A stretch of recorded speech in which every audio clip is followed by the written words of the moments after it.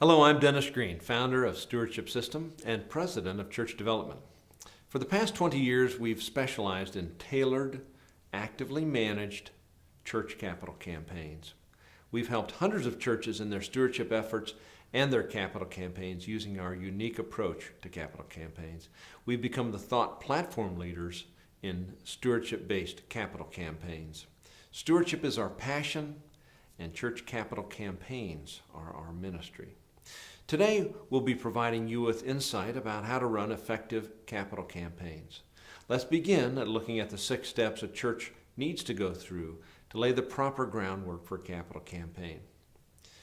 Campaigns are a great thing to do, and they can generate a number of positive outcomes in your church, from increased generosity to a renewed spirit of unity to revitalized ministries. However, it is really important to do the right thing at the right time in terms of a campaign, or they can be equally detrimental to a church. The first step for your planning team to consider comes from Proverbs 29:18, where there is no vision, the people perish. You must first facilitate the visioning process so that everyone has a sense of ownership in the future plans for your church. Once you've got that vision outlined, then you can move to step 2, completing a financial forecast. A Commerce Bank study found that a typical church building project is 4 times annual giving, or said another way, 400% of annual giving. You can do the math right now based on your church's annual giving to determine what the maximum cost your project should be. A typical capital campaign yields about 1.5 times annual giving, and the typical debt taken on by a church is about 2.5 times annual giving. If you stray too far from these parameters in planning your financial forecast, you'll probably run into trouble. Bankers will phrase these parameters in different ways, but 4 times annual giving is a comfortable level for your project. At Church Development, our track record has been to raise more in the range of 250% of annual giving using our prayer-based stewardship capital campaigns.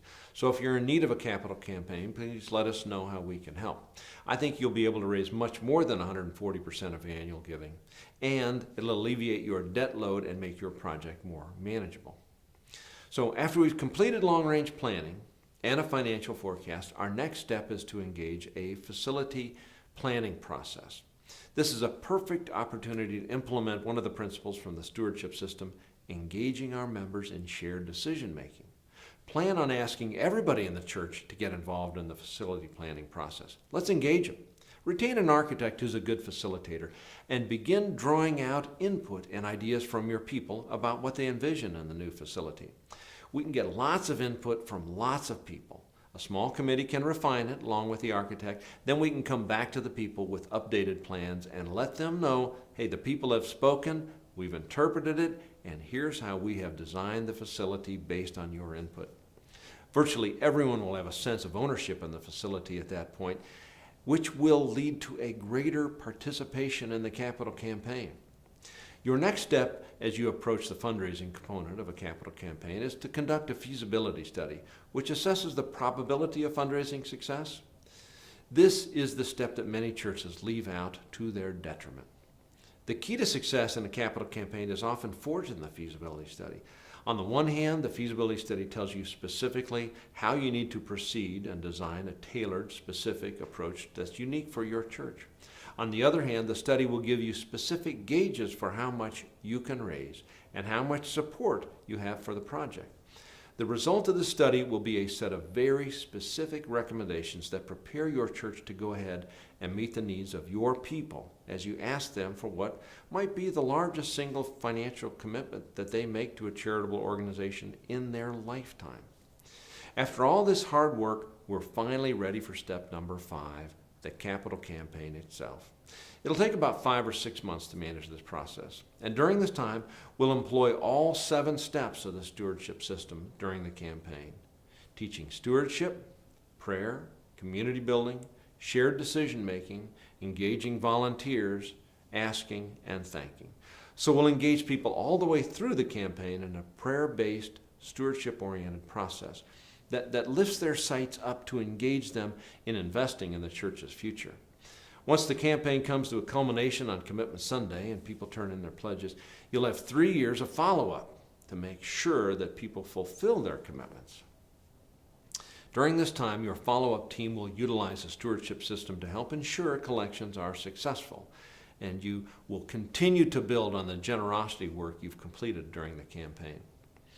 The purpose of a church capital campaign is to raise funds for the non-ordinary expenses you have that relate to facility needs or debt reduction. You might run a campaign to build a new worship facility, to renovate, to add an education wing, or pay down debt.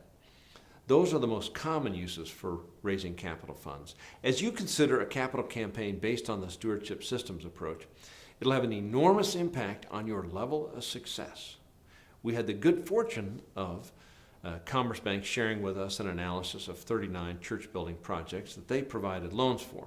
We discovered that on average, a secular-based capital campaign raised an average 140% of annual giving for a church. We compared those to 39 capital campaigns that were conducted based on the stewardship system. Our campaigns raised about 250% of annual giving. If you compare that to the 140% using the secular approach, clearly you can see it's more profitable to do a capital campaign based on prayer and not pressure. It's logical too.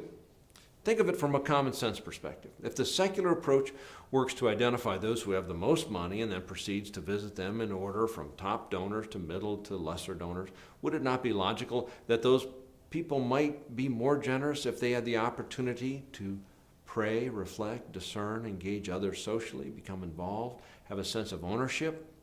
Wouldn't it make sense that they would be more generous? So this is a perfect example of spirituality and practicality actually fitting together perfectly. I'd like to tell you a capital campaign success story that I feel very honored to have been part of. At a small Catholic church in a rural town titled Platte City, there's a church named 12 Apostles, and they had a new pastor. Now, it's tough enough to launch a campaign, but when you've got a new pastor, it can be especially challenging. However, this new pastor was very excited, and he was very unique because he came from an engineering background.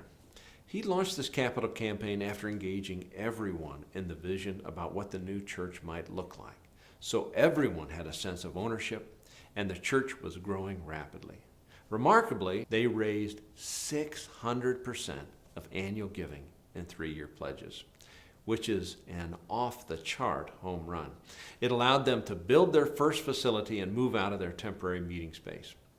Now imagine if he had not had the wisdom to conduct this capital campaign based on prayer, but instead pursued the secular approach, which might have raised only 140% of annual giving. Nothing would have happened. They might have had to continue to rent ad infinitum. So let's wrap up by discussing some action steps to help you get ready for a capital campaign.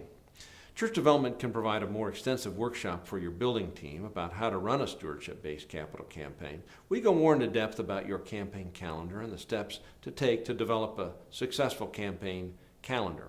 We could present this workshop for your presbytery, diocese, or your conference if you have numerous churches interested in the same subject. We offer many levels of services to help you with a campaign, so you could retain us and we could provide a one-day seminar on how to run a campaign. If you have a campaign manager and staff prepared to execute the campaign, they could do all the work. We also could provide consultant-only services, or we could be your on-site manager to oversee the myriad details through the campaign process. Call me at the number on your screen or send me an email or visit our website.